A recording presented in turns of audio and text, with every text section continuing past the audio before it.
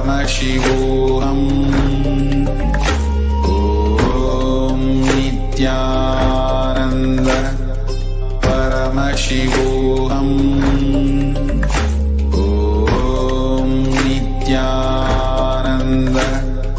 Paramashivoham. Om Nithyananda Paramashivoham. Om Nithyananda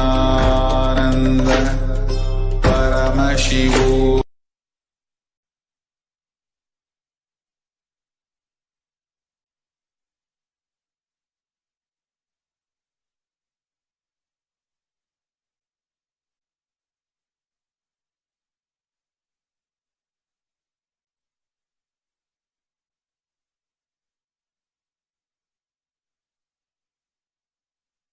Connecting with the divine with your eyes closed is meditation. Connecting with the divine with your eyes open is darshan. Come, let us all now move from meditation to darshan. Slowly, very slowly, please open your eyes. Ammayappane ni ennayappane, ammayappane ni ennayappane, ammayappane ni ennayappane, ammayappane ni ennayappane.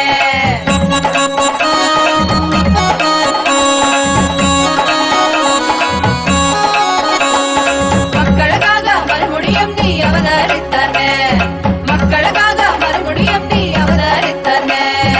அம்மையப்பனே நீ என்னையப்பனே, அம்மையப்பனே நீ என்னையப்பனே, அம்மையப்பனே நீ என்னையப்பனே, அம்மையப்பனே நீ என்னையப்பனே.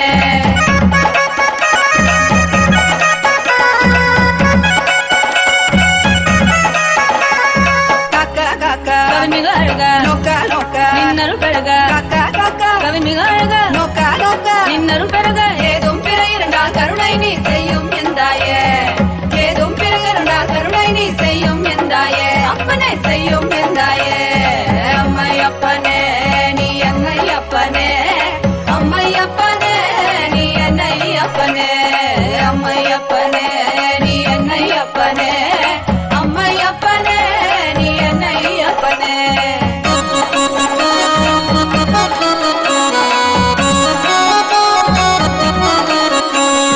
மக்களுக்காக மறுபடியும் நீ அவதரித்தானே, மக்களுக்காக மறுபடியும் நீ அவதரித்தானே. என்னை அம்மையப்பனே, அம்மையப்பனே நீ என்னையப்பனே, அம்மையப்பனே நீ என்னையப்பனே, அம்மையப்பனே நீ என்னையப்பனே, அம்மையப்பனே நீ என்னையப்பனே, அம்மையப்பனே நீ என்னையப்பனே, அம்மையப்பனே நீ என்னையப்பனே, நீ என்னையப்பனே, அம்மையப்பனே நீ என்னையப்பனே.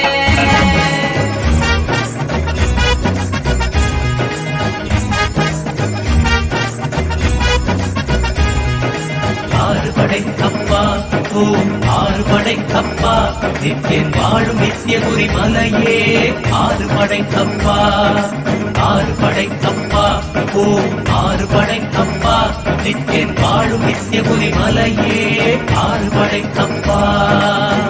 அறுபடை சக்தி ஒருமுக நித்தியனின் திருவடியை நாம் காண்போம், நித்யா திருவடியை நாம் காண்போம். நித்தியன் திருவடி கண்டு நோயற்ற வாழ்வினை பெறுவோம், நித்தியன் திருவடி கண்டு நோயற்ற வாழ்வினை பெறுவோம். ஆறுபடைக்கப்பா ஓம் ஆறுபடைக்கப்பா, நித்தியன் வாழும் நித்தியபுரி மலையே ஆறுபடைக்கப்பா, ஆறுபடைக்கப்பா ஓம் ஆறுபடைக்கப்பா, நித்தியன் வாழும் நித்தியபுரி மலையே ஆறுபடைக்கப்பா. கேட்டால் தருவாய் வந்தால் அருள்வாய், நித்தியபுரி நித்யா நித்யா நித்தியபுரி நித்யா. நித்யன் பாதம் கண்டு சகல செல்வமும் பெறுவோம். நித்யன் பாதம் கண்டு சகல செல்வமும் பெறுவோம். ஆறுபடை கப்பா ஓம் ஆறுபடை கப்பா நித்யன் வாழும் நித்யபுரி மலையே. ஆறுபடை கப்பா ஆறுபடை கப்பா ஓம் ஆறுபடை கப்பா நித்யன் வாழும் நித்யபுரி மலையே. ஆறுபடை கப்பா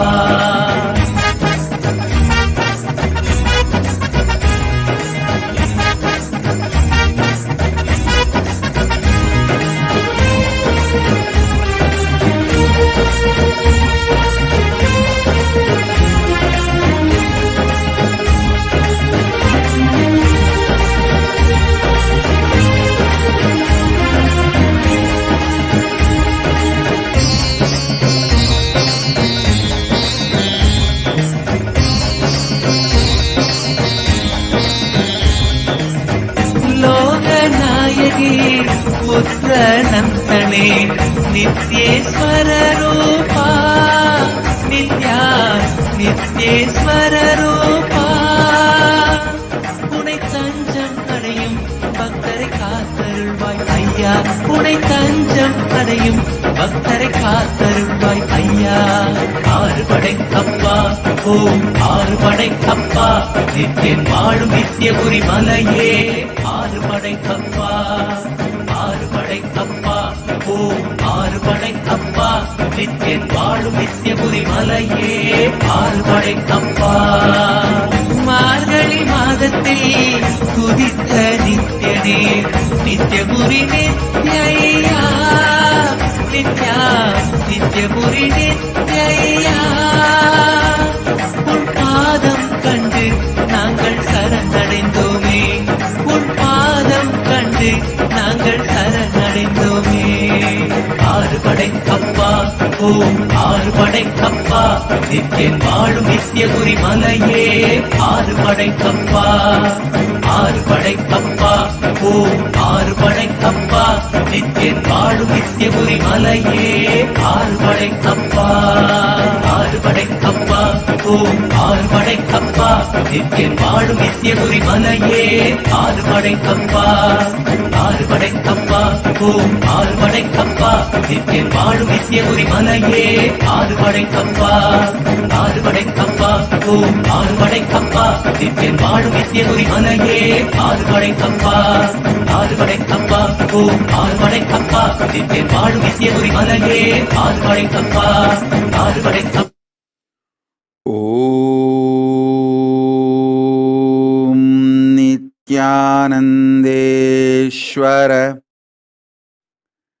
Paramasiva சமாரம்பாம்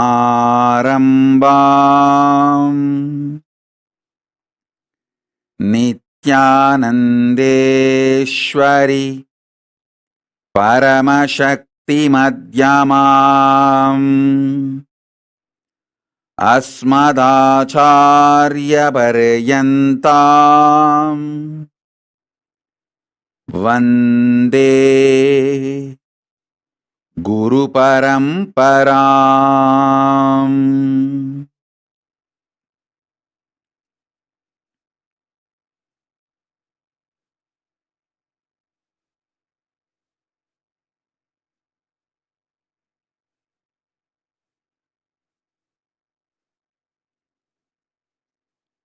I welcome all of you with my love and respects. I welcome all the living and practicing Hindus from all over the world.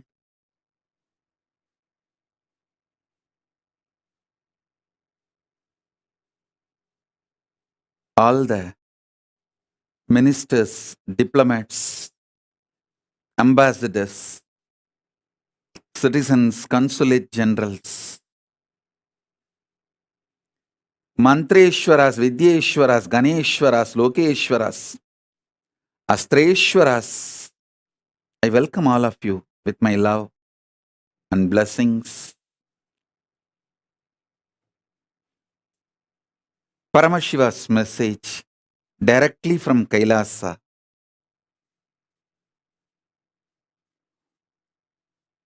Fourth force strong nuclear power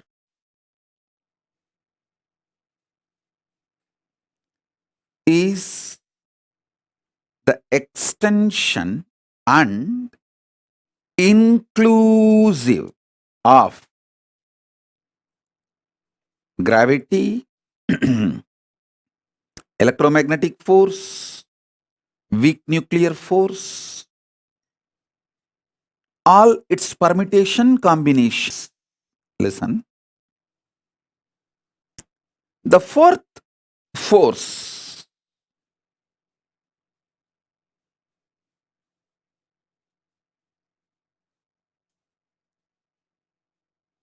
is not only extension, it includes all the other three. I wanted to remind all of you once more, Hinduism is cosmic science. It teaches you the whole life.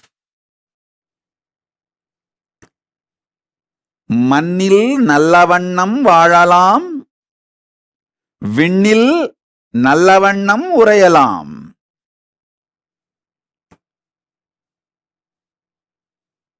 மண்ணில் வாழும் அறிவியலும் விண்ணை ஆளும் அறிவியலும் சேர்ந்ததே சனாதன Hindu தர்மம். Listen. A blissful, happy life with all the auspiciousness in this plane and the most auspicious, beautiful, powerful life in the higher planes. Hinduism teaches you the science of this. It's a cosmic science. Feel pride and feel blessed. You are born Hindu and are practicing Hindu. You have been given this powerful knowledge. You are the inheritors of this great powerful knowledge. One of the worst crime done to humanity is teaching humanity that you have only one life. No. Listen to this carefully. Listen to this carefully.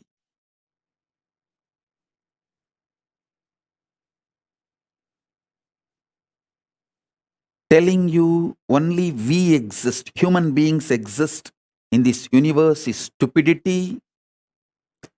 Telling you beings from the other planes, other universe, other parts of the universe are aliens is criminal, crime. Beings from other are neither aliens nor false. First of all, we are not alone on this universe. Second, beings from other zones and other universes are not aliens. They are our own version, little evolved. Our own version, evolved, are the Devas, Gana, Yaksha, Rakshasa, Rishi, Muni, Gandharva, all of them. Our transformed existence is Kailasavasis. I am not telling you any cock and bull stories. I am not giving you any theories, theologies. I am giving you a clear knowledge, truth as it is. I have come from Kailasa to introduce this cosmic science to the modern human beings, because modern human beings forgot this whole science. I am reviving this whole science. So listen.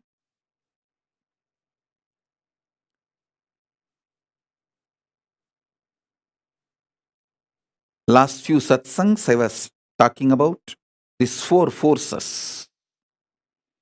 Today I wanted to talk about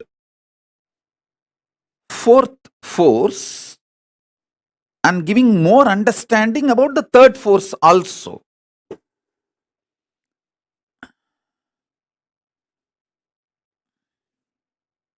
Everything you know about the nuclear power, quantum physics, parallel universe, everything which is established, this multiple existence, all of it put together is third force. Third force's imaginary fantasy extension.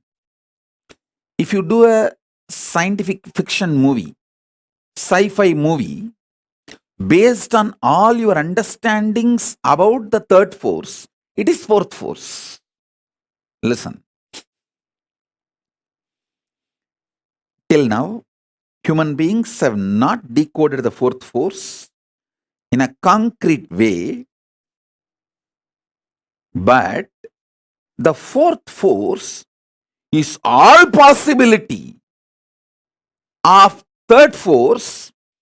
Because it is all possibility of the third force, any science fiction movie you develop based on anything you know about the third force is a reality in the fourth force. Listen to that.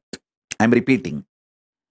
Any fantasy imagination you develop centered on the principles you know about the third force is part of the fourth force. Because the fourth force is everything you can imagine as an extension, transformation, multiplication of the third force and more.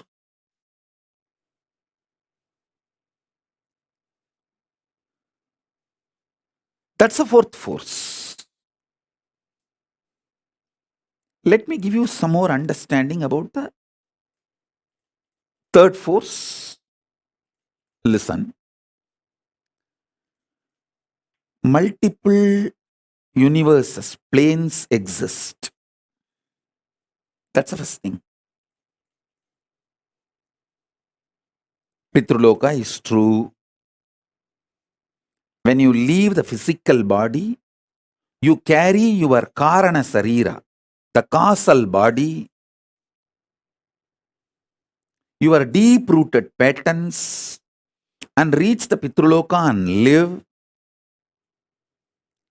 I am not lying to you when I say, if your generation Pinda only, you will be happy and have a social respect in the Pitruloka. I am not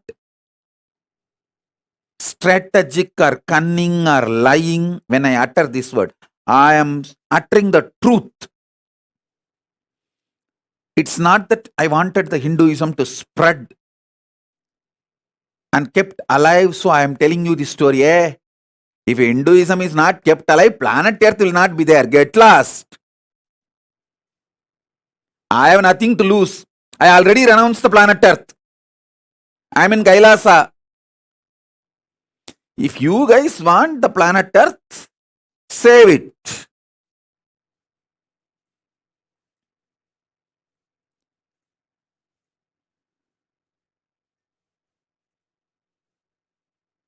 I am here only to give you the truth as it is. Making it into the lifestyle is your responsibility. Listen.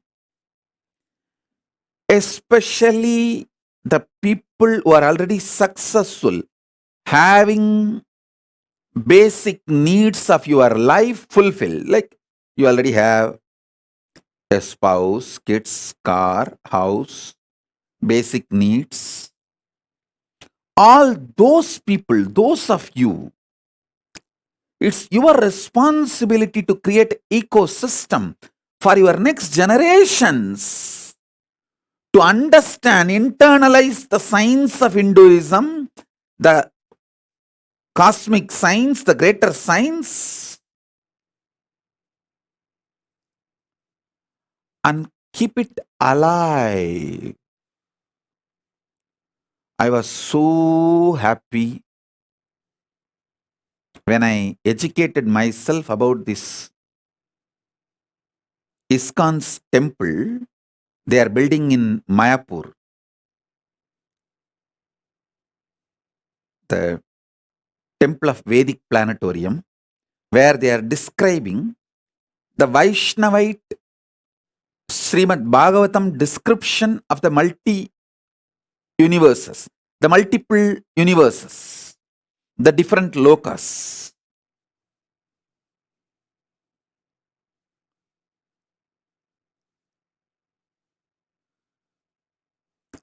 It's a Vaishnavite version. It's a Bhagavatam version.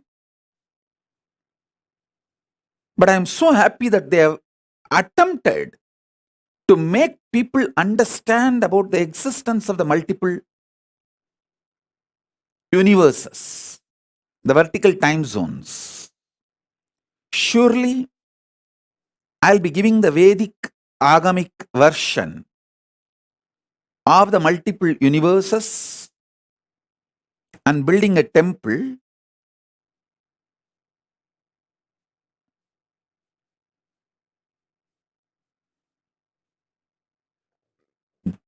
to showcase to all of you and show you experientially how each initiation and power manifestation you can experience those vertical time zones like Devaloka, Pitruloka, Tapoloka, Satyaloka, the lokas of Yakshas, Kuberaloka, Indraloka, Chandraloka, Suryaloka, the different planets and planes. So understand this truth. When I say Pitruloka exists,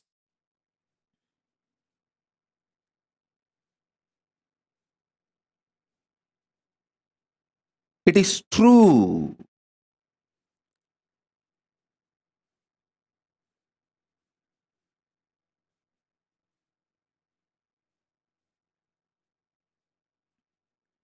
You are not accidental.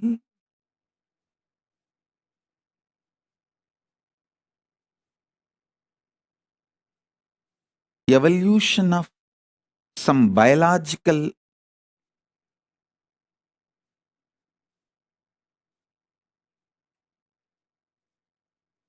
permutation, combination, good or bad, right or wrong. No. You are a conscious manifestation to celebrate, live your existence on this plane and in higher planes, vertical time zones.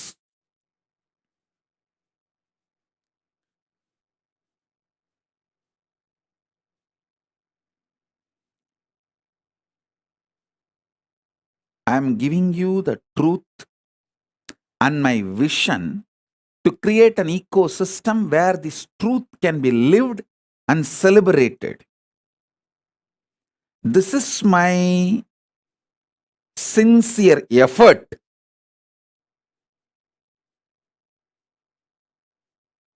to make the Kailasa, whether the first Kailasa I manifested in Tiruchengodu or the Kailasa I am manifesting in multiple places now, or the Mahakailasa I am manifesting, This is the vision. Vision is where human beings are given a very powerful supportive ecosystem where they are complete about everything related to this world: health, wealth, beautiful relationships, success, feeling empowered, enlightened, and know about the vertical time zone, multiple universes, and start experiencing it, preparing themselves to live in those spaces after they leave the body. Because life doesn't end when your body stops functioning. No.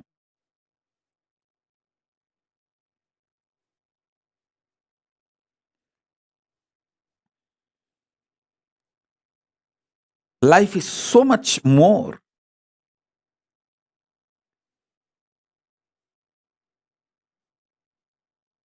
Than you can even imagine, understand.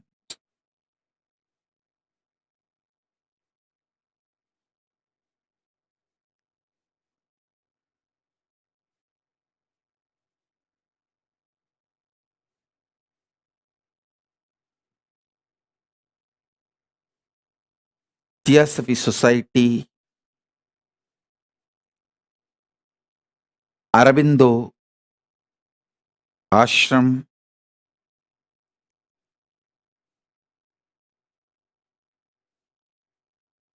Paramahamsa Yogananda, Osho,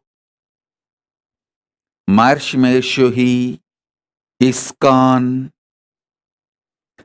Ramakrishna Mission, Sampradaya, all of them have sincerely trying to make the same vision in their own version.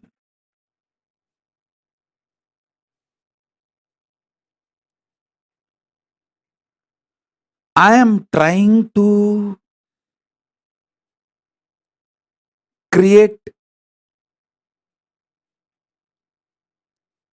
most updated, because now I know all the insecurities of these human beings, why something is successful and why something fails. Above all, time is in my favor. Age is in my favor. I am too young. I am only in early 40s.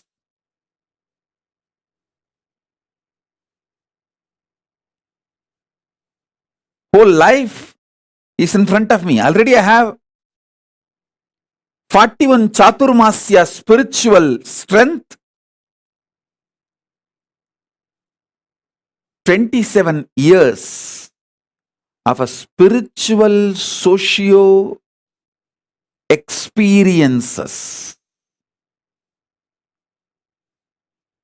working in the spiritual field with the society, 27 years of solid experience and expertise, 41 years of Chaturmasya, solid spiritual foundation, and I have my whole life ahead of me. This is the advantage I have. Let me express these truths so this vision can start manifesting in all of you. This third force and fourth force manifests in all of you.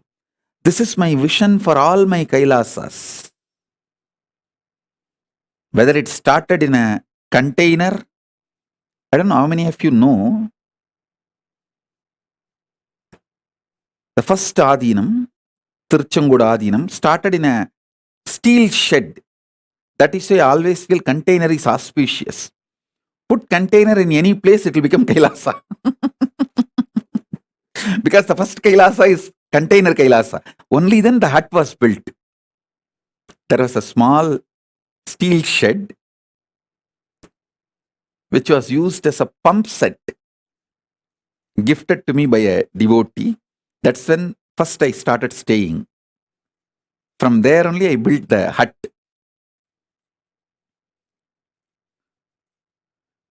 So that is why even now, anywhere people give me, donate property, I tell them first put a container, plant a container, start container Kailasa. From there it will evolve. From container Kailasa to uncontainable Kailasa. The vision is same. Where we provide an ecosystem for human beings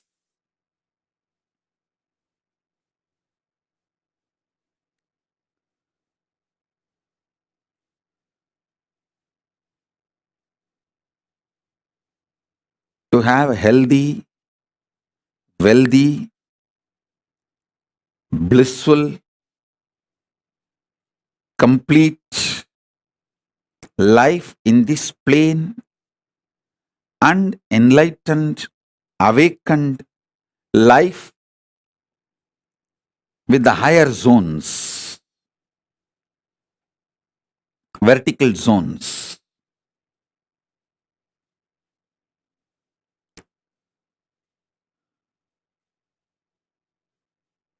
Still, many of my vision is not yet unfolded into reality, but I have spelled out my vision very clearly.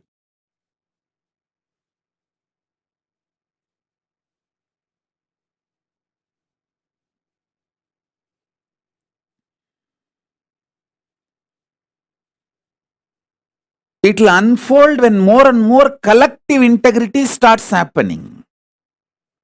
For example, I wanted to evolve the Sambhavana system, the wealth, personal life and expenses. Working for Hinduism, for Kailasa, like a win-win. You strengthen the Kailasa and you also get personal income. This was the vision I revealed maybe 2005 or 6 with a project called Anand Samaj. Is a kind of a communities evolving everywhere.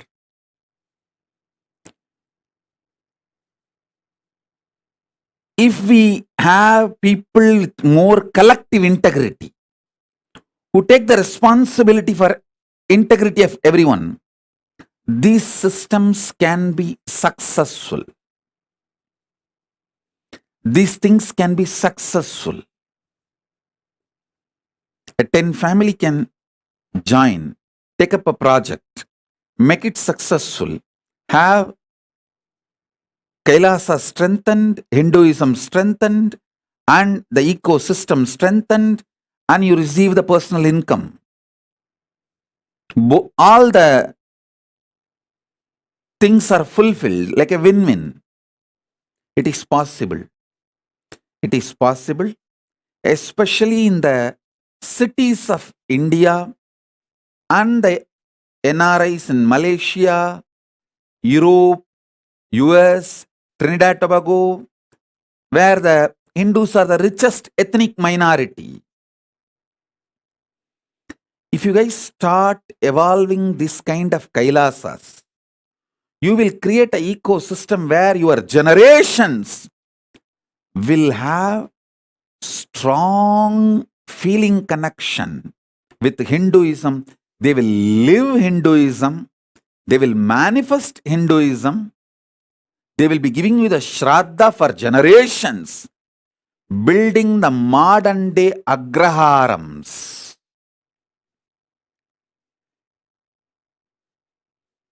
Temple-centric communities, கோவில் பெருங்குடிகள்.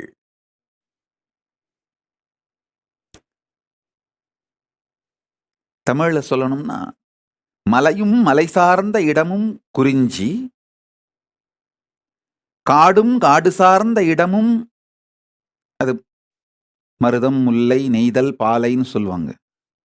ஐம்பெரும் நிலங்கள்னு.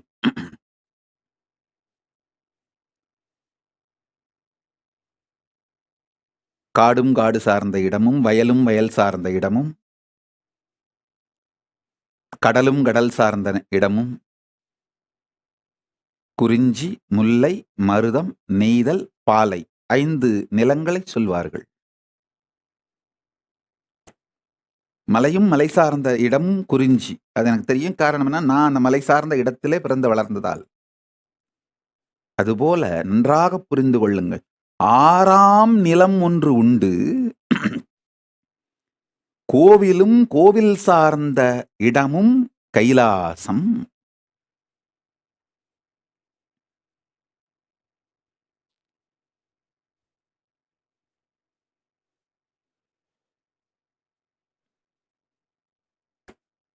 Listen. Temple-centric communities, temple-centric lifestyle,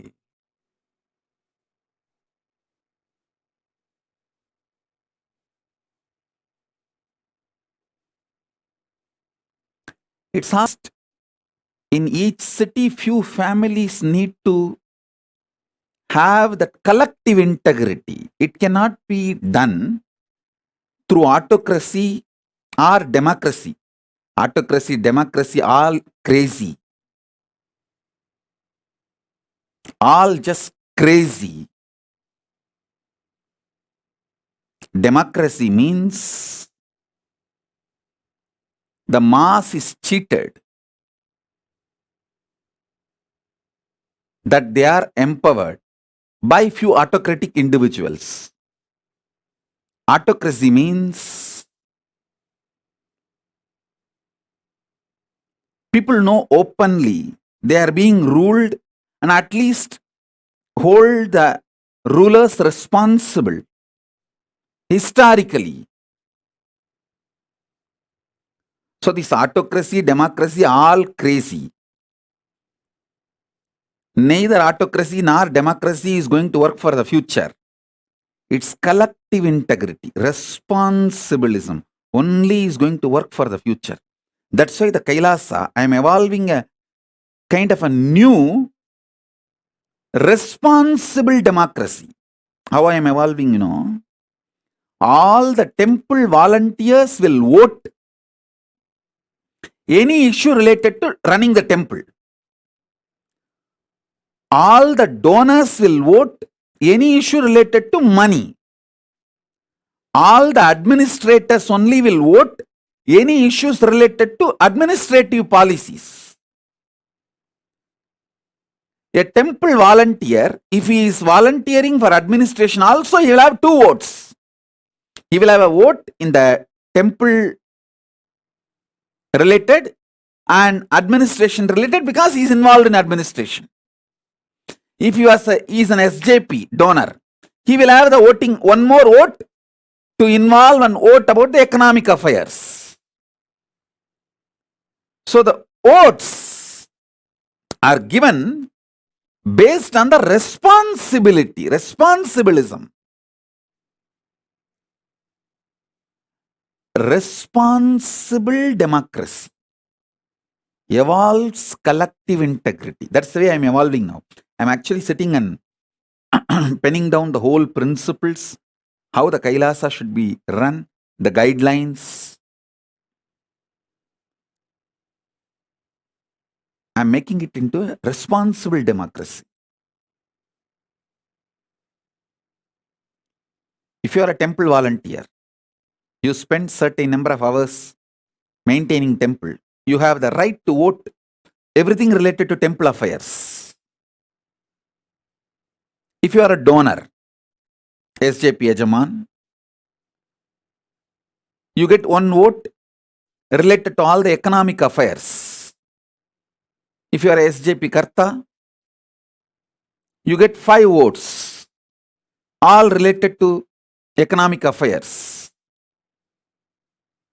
If you are volunteering in administration, you get vote to vote in all affairs of administration.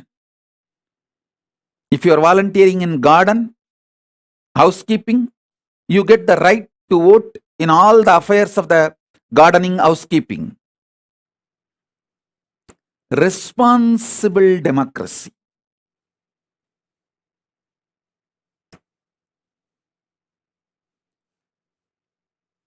That's the way I am evolving this Kailasa.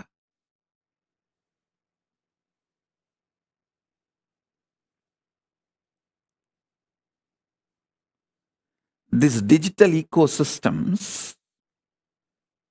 and the spiritual ecosystems I am evolving all over the world.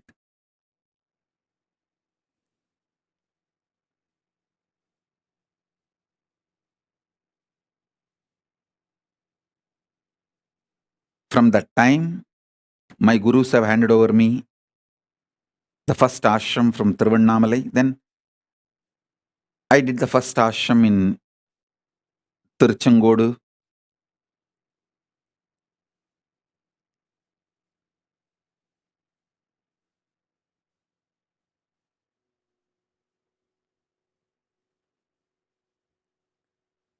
My vision for Kailasa is clear. As I said, மலையும் மலை சார்ந்த இடமும் குறிஞ்சி, காடும் காடு சார்ந்த இடமும் முல்லை, வயலும் வயல் சார்ந்த இடமும் மருதம், மணலும் மணல் சார்ந்த இடமும் நெய்தல்,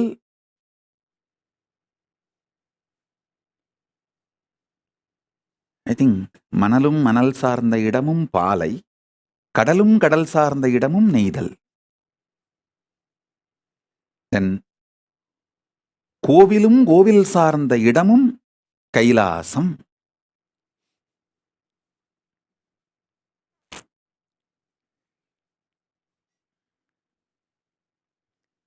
We need to evolve Kailasa everywhere. I am seeing some of the successful Kailasas. Banu Patel has done a best Kailasa in Oklahoma. Because naturally she has a beautiful collective integrity team business. See, the business she built is all from the family, and they all have already built a collective integrity. That is why that the Kailasa Oklahoma is such big success. The best kept deities, most beautiful rituals. They all gather, sing, dance, happily, inspire, live Hinduism, do Garba dance, Bhagavad Katha, Guru Puja, Shiva Puja, spirituality, meditation, yoga, whatever they can. I tell you, they already formed a ecosystem where their generations will learn more and more about Hinduism and live, practice.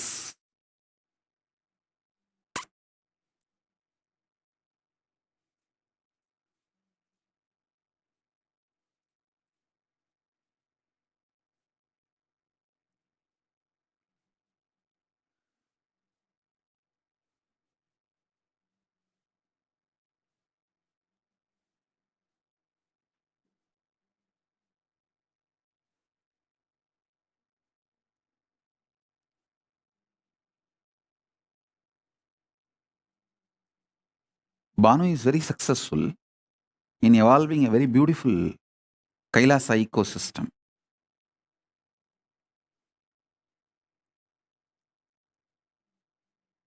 Maybe little more enlightenment, education, knowledge, all that will happen in course of time. But the ecosystem is successful. I feel everywhere, every city, in US, Europe,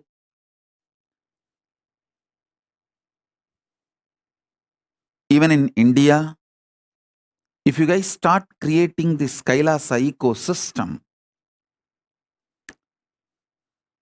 you will have your next generation following Hinduism, giving you Shraddha. You will have peace in Pitruloka.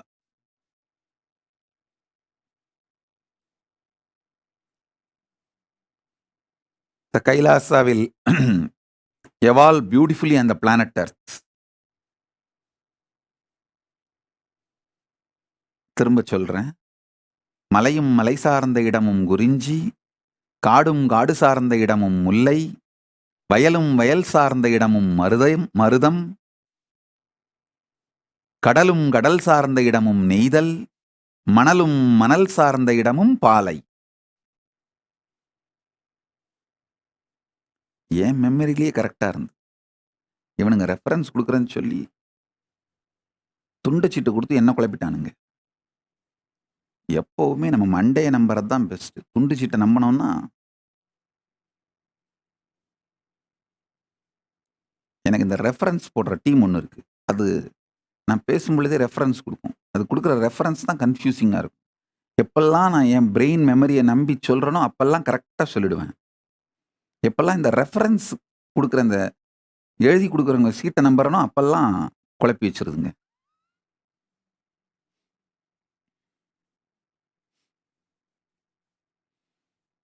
மலை சார்ந்த இடமும் குறிஞ்சி, காடும் காடு சார்ந்த இடமும் முல்லை, வயலும் வயல் சார்ந்த இடமும் மருதம், கடலும் கடல் சார்ந்த இடமும் நெய்தல், மணலும் மணல் சார்ந்த இடமும் பாலை, கோவிலும் கோவில் சார்ந்த இடமும் Kailasam.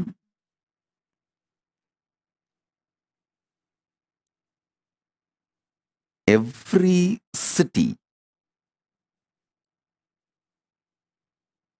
on the planet Earth, we should create Kailasa.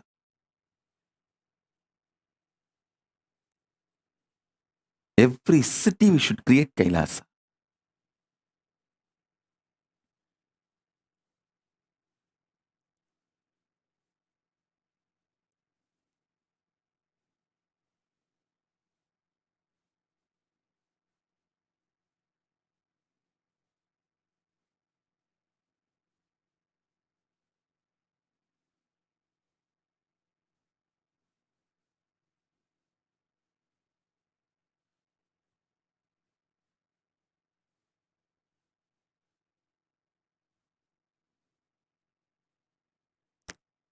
Kailasa lifestyle is a beautiful preparation for you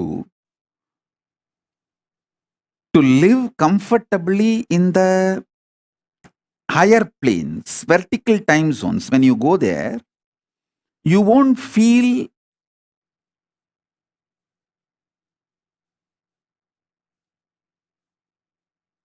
cultural shock.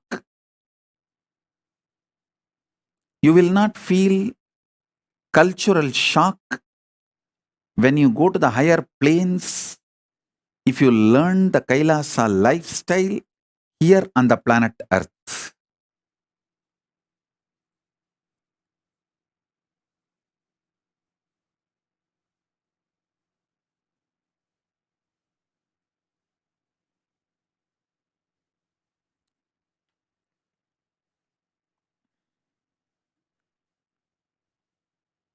We just need some of the dedicated people. You see, you don't need cunningness, strategy to make Kailasa. You just need Tyagis, dedicated people who have a conscious stamina, will, persistence, making it happen. Will stay strong and make it happen, like Arishchandra, Satyavati, the Savitri, Satyavan Savitri. Whatever. Will, persistence. Nachiketa. Will, persistence.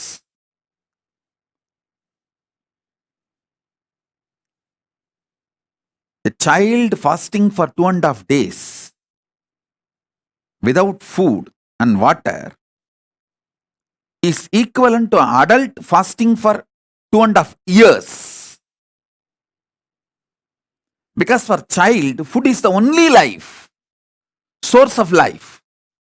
For an adult, there are multiple sources of life. His body has evolved to use multiple things as source of life. But for a child, food is the only source of life. And a child, Nachiketa, fasting for 2.5 days is equivalent to an adult fasting for 2.5 years with a will persistence. Satyavan, Savitri, Nachiketa, Arishchandra,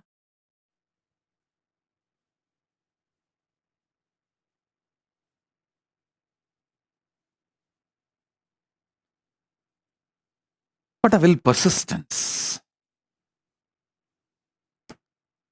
We need just few people with that kind of a conscious stamina, will persistence to create collective integrity, to make collective integrity for Kailasa to happen. They become the foundation of Kailasa's evolution. Not any efficient, cunning, strategic, no. Dedicated, Tyagis.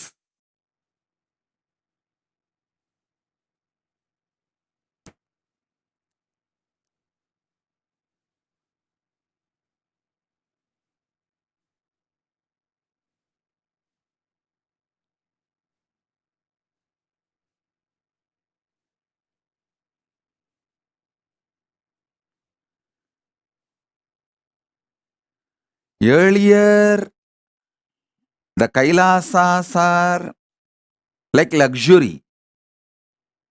But now, it is survival need.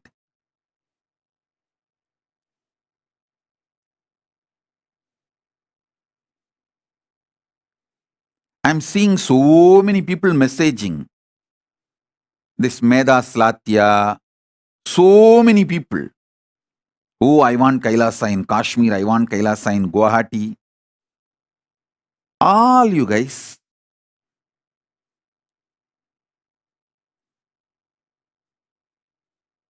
stop wasting my time if you can't take the responsibility. Meda Slatya, you don't need to be independent. You just need a conscious will, conscious stamina, will persistence. Go to Adi Kailasa, get trained, renounce your luxurious, hypocritical, criminally negligent lifestyle. Because your ancestors did not do the Tyaga, Kashmiri Pandits are suffering and Hindus lost Kashmir. Don't continue to be criminally negligent. Decide to dedicate and stop your stupid ideas about life. Go to Adi Kailasa and have the basic training. Then carry that ecosystem to Jammu and Kashmir and start manifesting, reviving. Do what need to be done. Nobody is interested in your crybaby stories. Nobody is interested in your criminal negligent lifestyle. Or just disappear from my eyes. Go and live as you want. Don't waste my time and get the karma of Guru Aparada. Wasting Guru's time.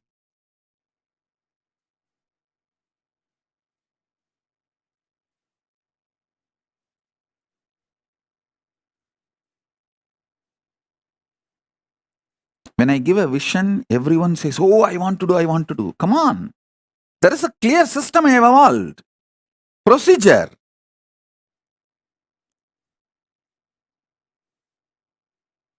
There are ecosystems which is functioning.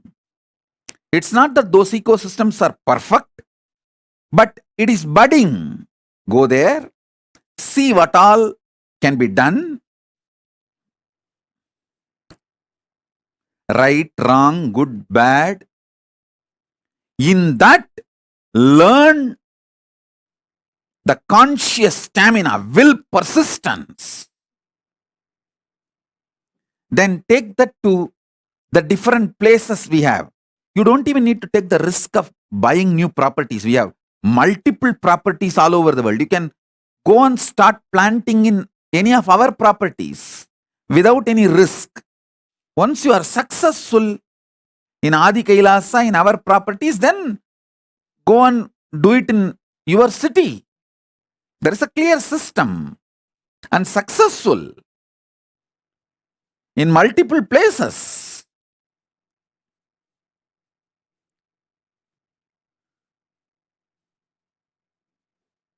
Instead of doing the responsibility, just lying to yourself and to me, oh, I want to do this in Jammu, I want to do this in Kashmir, I want to do this in Guwahati, I want to do this here, I want to do that there. No.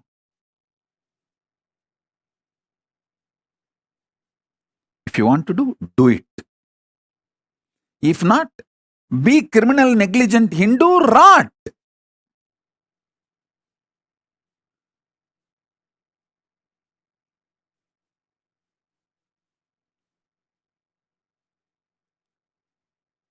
As I told you, the Hindus should know their negligence has crossed the level of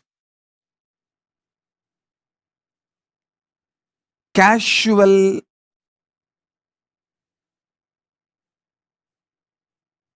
unattending or just blinded by the consumeristic lifestyle is over. Now it has gone to criminal negligent level.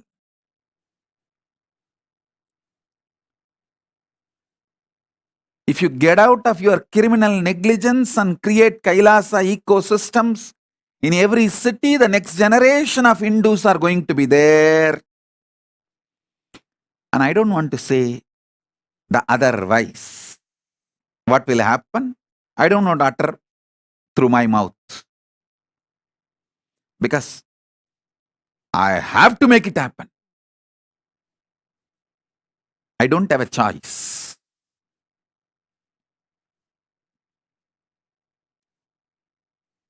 If you join along with me, I'll do it with you. If you don't, I'll do it without you. If you oppose, I'll do it in spite of you.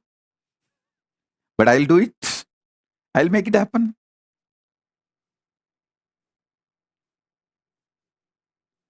வந்தால் உங்களோடு வராவிட்டால் தனியாக எதிர்த்தால் உங்களையும் மீறி செய்தே தீருவோம் Paramasiva Kailasam.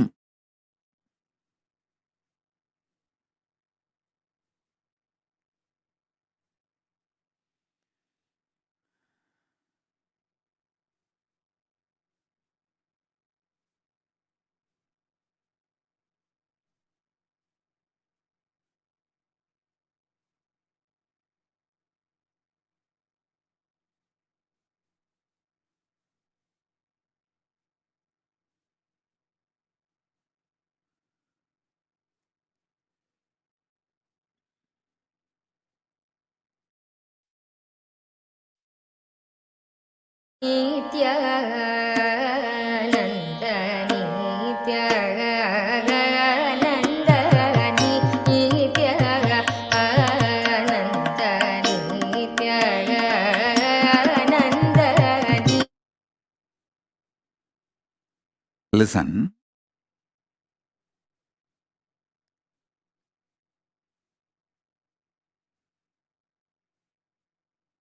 We need to address seriously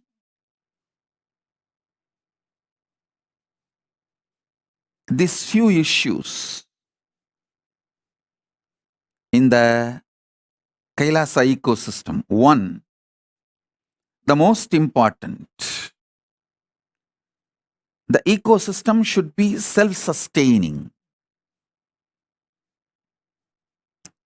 Second, a separate male sannyas order, female sannyas order, grihastha order. All these three separate. Third, system where the grihasthas can make personal income. Some method of sambhar, they make enough personal income for their personal expenses. Either a common project, a for-profit project is made successful. Running a restaurant or running a hotel, motel, or running even enriching and causing very professionally.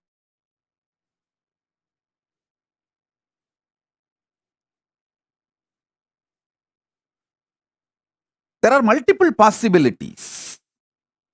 Hinduism has some of the most beautiful, sure shot, result-based products.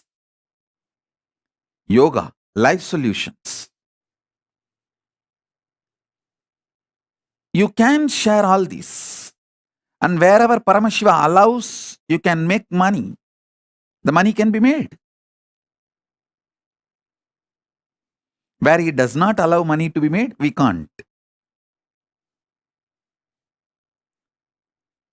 Following the economic policies of Paramashiva, we can make a beautiful ecosystem for grihasthas to make personal income.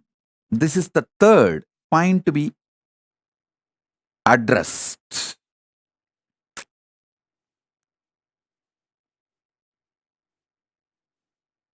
Fourth, responsible democracy in evolving all the policies of those Kailasas ecosystems.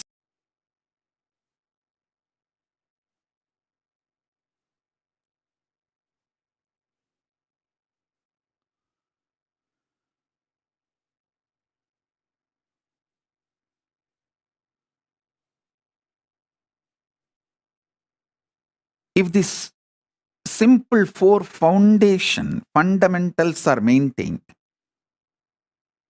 not only Kailasa will flourish, you will have an amazing ecosystem for it to continue forever. So the sannyasis will have Maheshwara Puja by the generation of sannyasis, sannyasa parampara, and they will be happy in Kailasa and Pitruloka, wherever they reach as per their karmas. If they were living as sincere, integrated sannyasis, they will straight reach Kailasa. If they had messed up, then they will reach only Pitruloka. If they are completely messed up, then Brahmarakshas. That is up to them.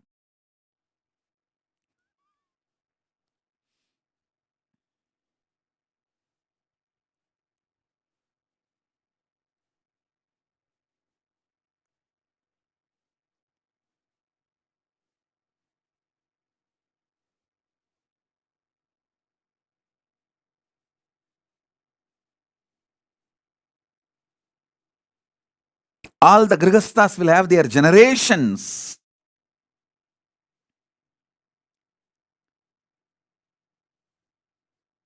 Beautifully living Hinduism and giving Shraddha to you for generations. So you will be happy in Pitruloka or Kailasa, wherever you reach.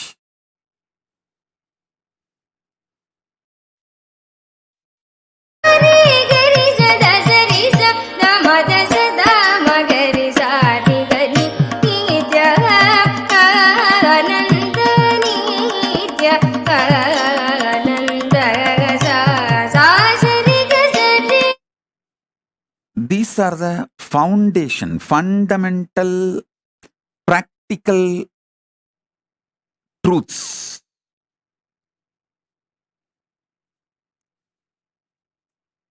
This is enough for the Kailasa ecosystem to manifest.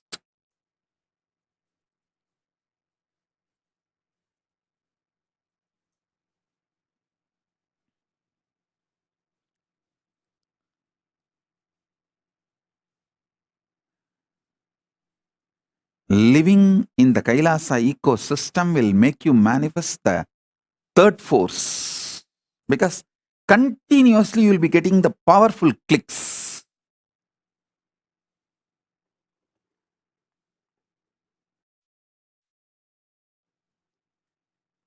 You will have a very peaceful life.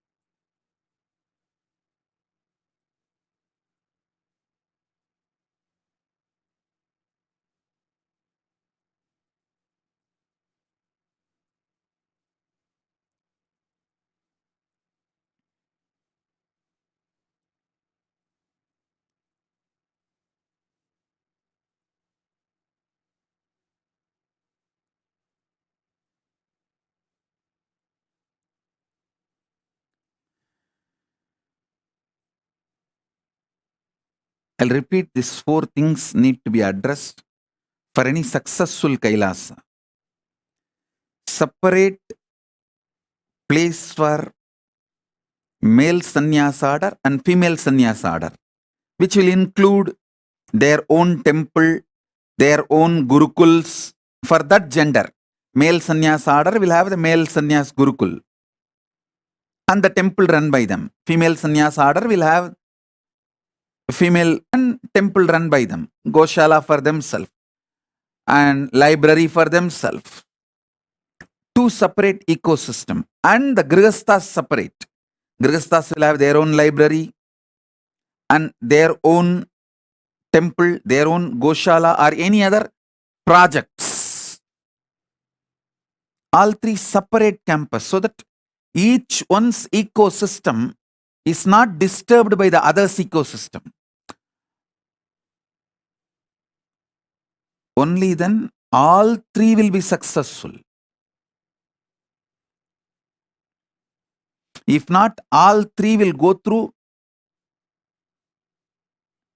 idiotic comparisons, land into criminally destructive mental setup.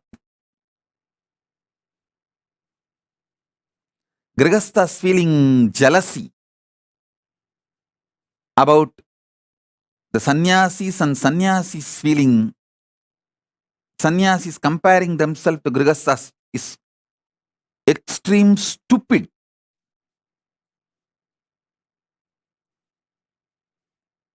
Criminal negligence and crime itself.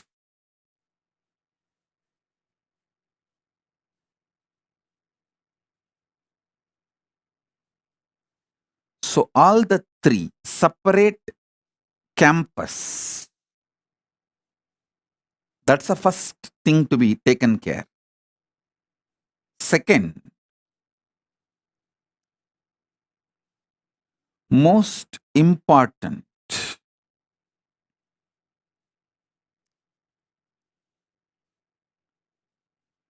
grihasthas should have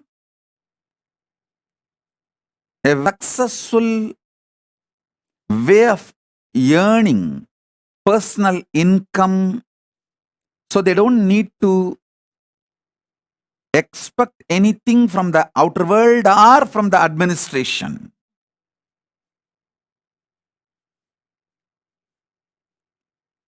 They have their own independence and what they call as security for their future and all that. So they are economically not dependent on anybody else. There are tons of systems, business opportunities can come up. Third, responsible democracy with collective integrity.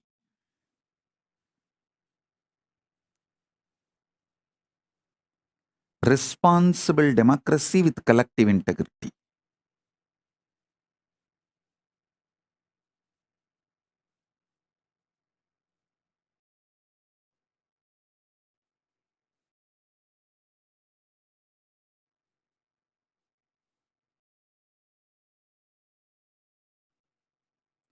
Fourth, continuous intense inspiration.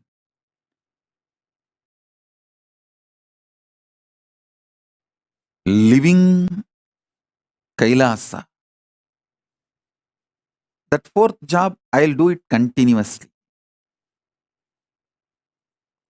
I think these are the four major things will make any Kailasa ecosystem successful and expanding.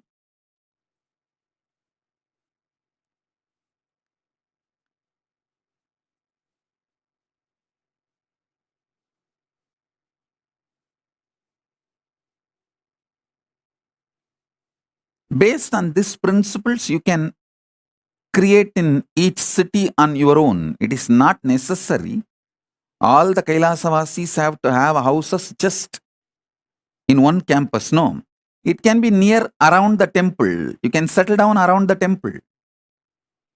For example, there are so many people, devotees who have settled down around the LA temple, Los Angeles temple. They are not in one campus, or it's not that owned by the central organization or anything. It's all their houses.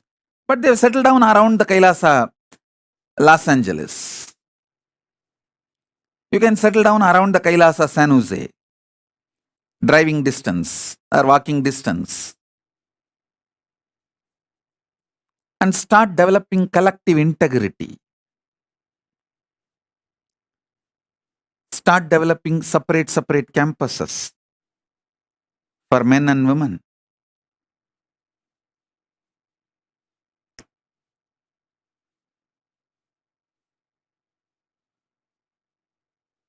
The responsible democracy with voting rights and collective integrity.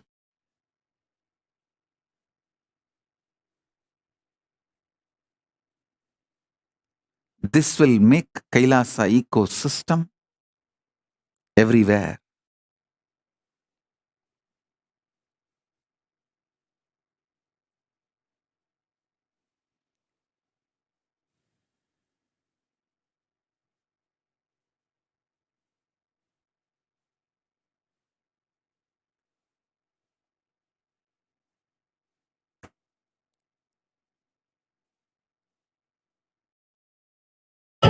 Nithyanandam, Om Nithyanandaya, Nithyanandam, Nithyanandam, Om Nithyanandaya, Nithyanandam, Nithyanandam, Om Nithyanandaya, Nithyanandam, Nithyanandam, Om Nithyanandaya, Nithyanandam, Nithyanandam, Om Nithyanandaya, Nithyanandam, Nithyanandam, Om Nithyanandaya, Nithyanandam, Om Nithyanandaya, Nithyanandam, Nithyanandam, Om Nithyanandaya, Nithyanandam.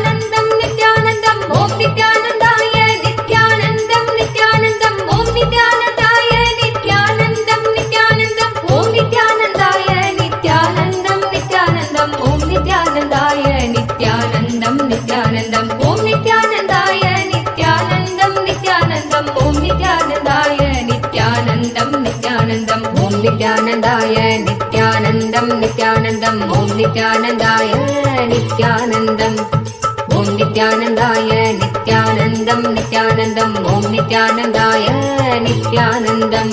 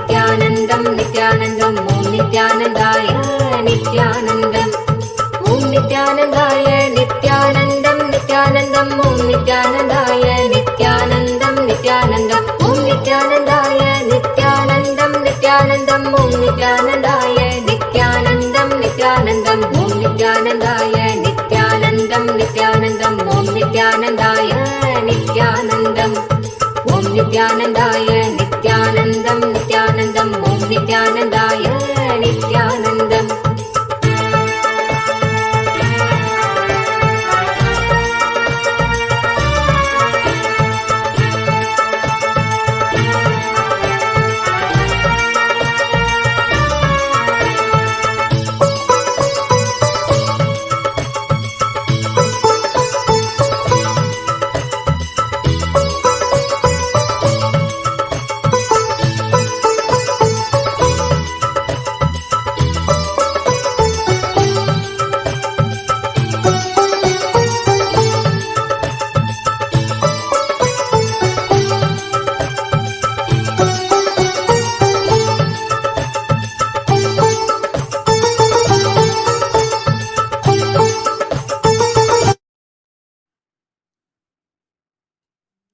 So, let me repeat the 4 points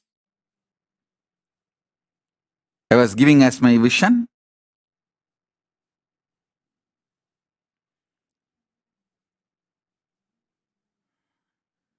For a successful Kailasa ecosystem,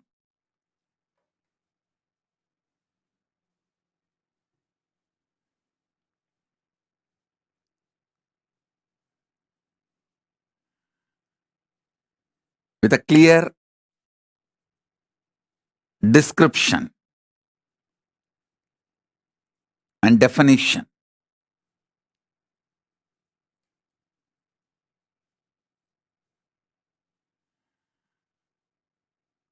first point, all the 3 orders to have a separate campus, like male sannyas order, female sannyas order, grihastha order. All 3 self-sustaining. See, when I say male sannyas order, it includes all the individual single male, like Rudras, Bhairava, Yoga, Sannyasi, Brahmachari, Vanaprasthi, all the orders where an individual lives life with himself. That all that male orders, one campus, including the male Gurukul. Next, female orders. The female orders are like Brahmacharini, Sannyasini, Vanaprasthini, not Rishika. Rishikas are more like Grihasthas. Rishikas are married. So here the Vanaprasthinis are in some tradition, even Vanaprasthis live together, husband and wife. But if the spouse is dead or divorced and you take Vanaprastha, you live alone.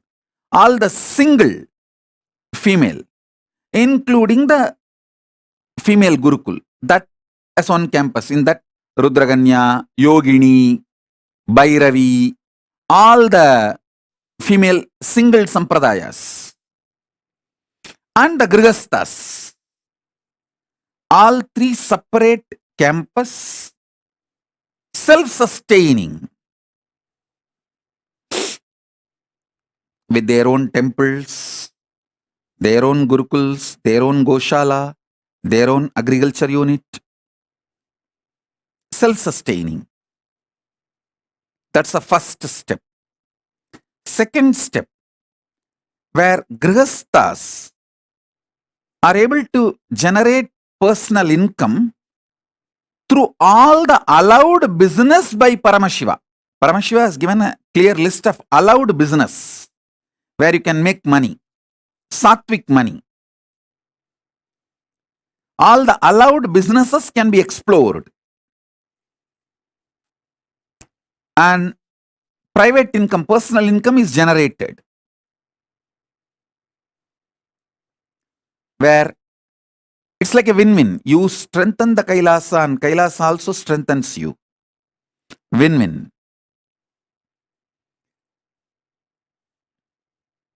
The third point is responsible democracy of collective integrity, where people who are responsible for that departments, that ministry, only has a right to vote the issues related to that ministry.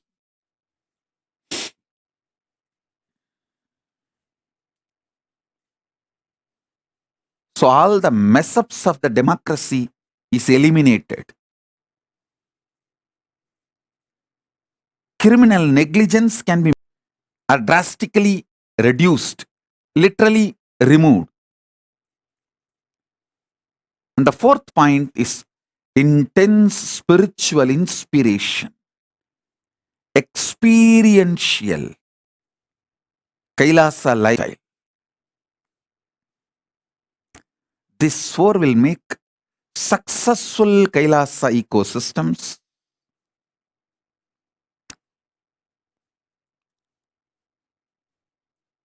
all over the world.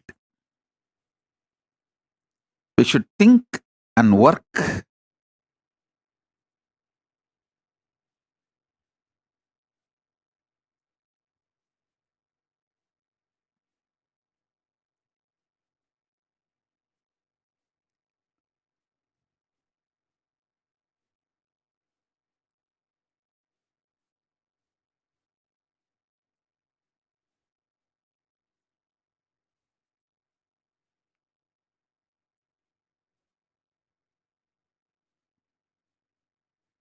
to make the Kailasa ecosystems all over the world.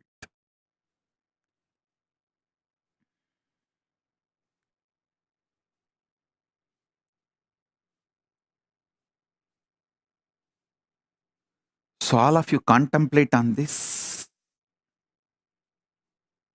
I'll reveal more depth and details about third force and fourth force in a very practical, implementable ways.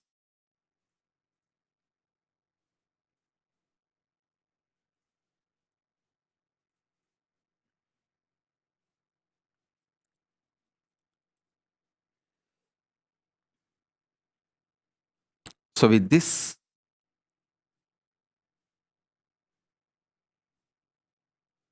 we will have darshan later. I'll announce the time of the Paramashiva darshan. Now it's already late for all of you to go to bed. It's 11:36. So with this, I bless you all.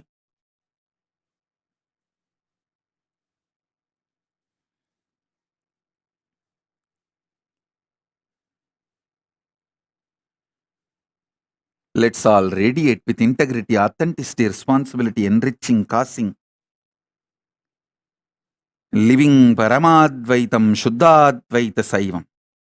The state, space, powers, being, superconsciousness, and Kailasa of Paramashiva, Paramashivoham, Om Nithyananda Paramashivoham. The eternal bliss, Nithyananda. Thank you. Be blissful.